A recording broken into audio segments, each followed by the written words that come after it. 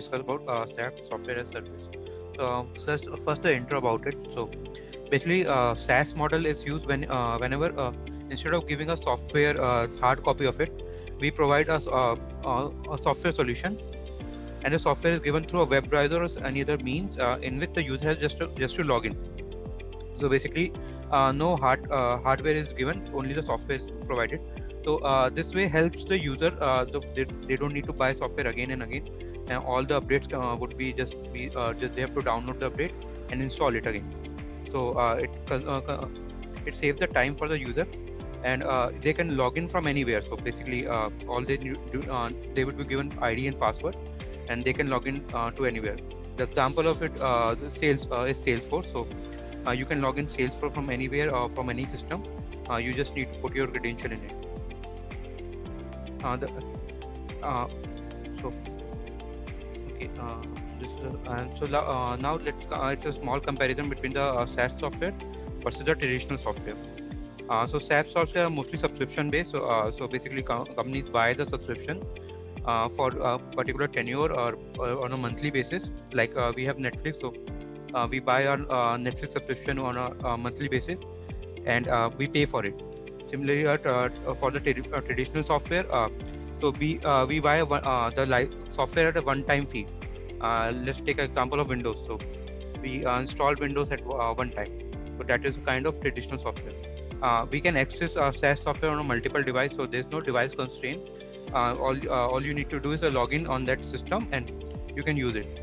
Whereas in the traditional model, once that software has been installed in a particular system, it would be hard for you to install in another system because it would be that the license is for limited number of devices.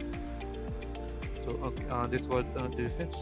Now let's talk about the advantages of SaaS. So SaaS removes the need of organization to install and run the application on the system. All they need to do is they just need to connect with that source, and they can do their work. So the first is the flexibility in the payment. So instead of going for a one-time purchase, you can go and having an additional software with it. You can go for a monthly basis or pay as you go model. So they which is different from the traditional model. So say monthly basis, you can pay on a monthly basis. So let's say you are planning to go for 12 months or something. So you can either you can pay on a one time, that I'm going to pay for about 12 months in advance, or you can go month to month basis. Same as our OTT subscription. So you will have both the options. So you can pay upfront, or you can pay on a monthly basis. Then the scalability. So like cloud service SaaS, you can scale your consumption. So basically, the company can provide its user more functionalities or more features based on the requirement. Whereas if you go by traditional model, if you want something else, you need to get another software or hardware for it. And then automatic update. So you don't need whenever a new version is updated, then all you need to do is just install the new version.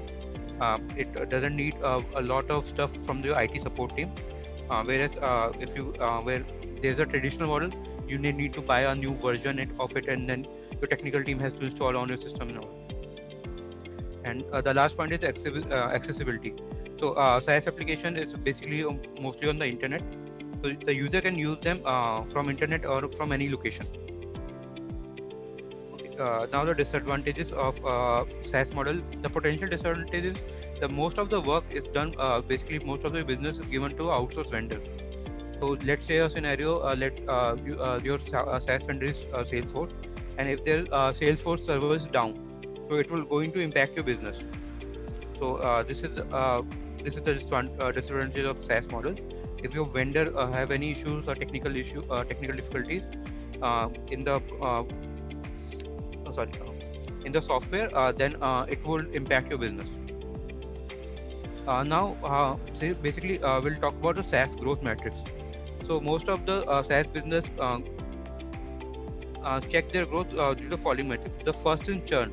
So churn can be divided into two parts. First is customer churn, and second is the revenue churn. Okay, so by customer churn is the number of customers that are leaving your account. And the revenue churn is the amount that of the the amount from the revenue that is paid by a customer that is leaving your service.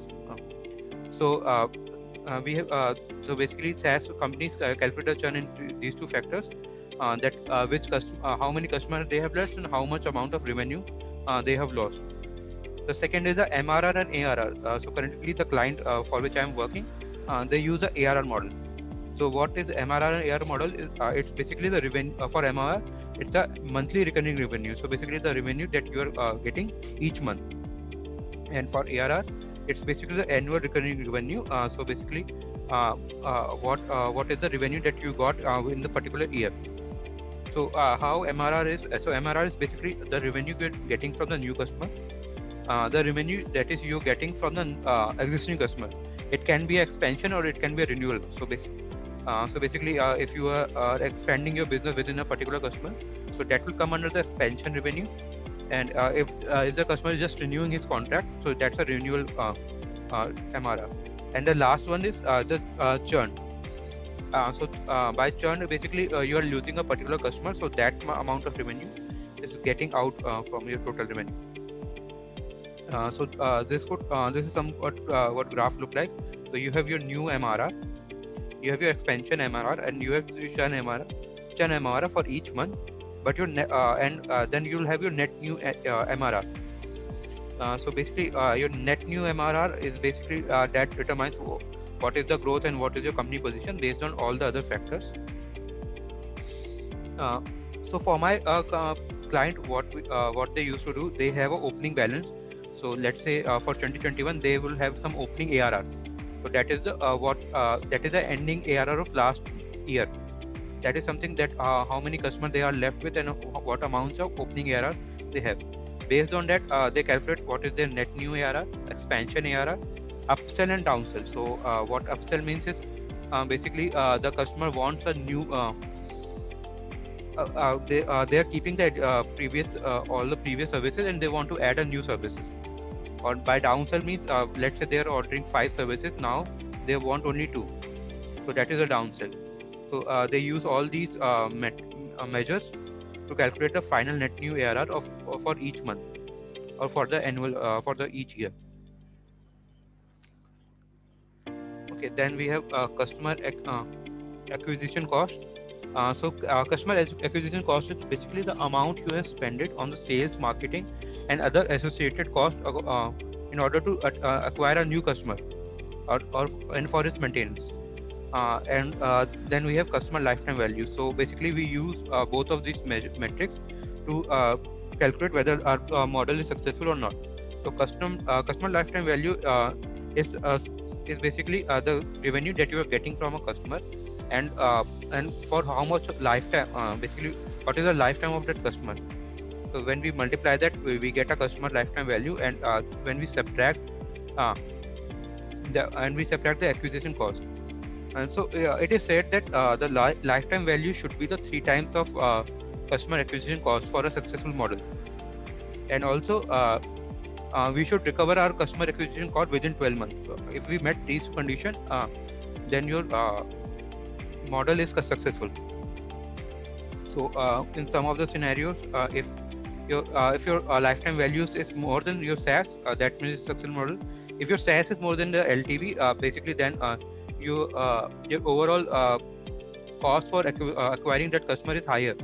So basically the business was in loss for that customer. Okay, yeah, these were the metrics. So any doubt in those metrics?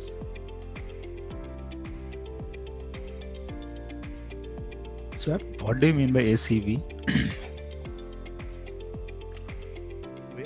MRR or ACV, right? It's a type or something because it's MRR or ARR. It should be there. Okay. Just copied it from the next.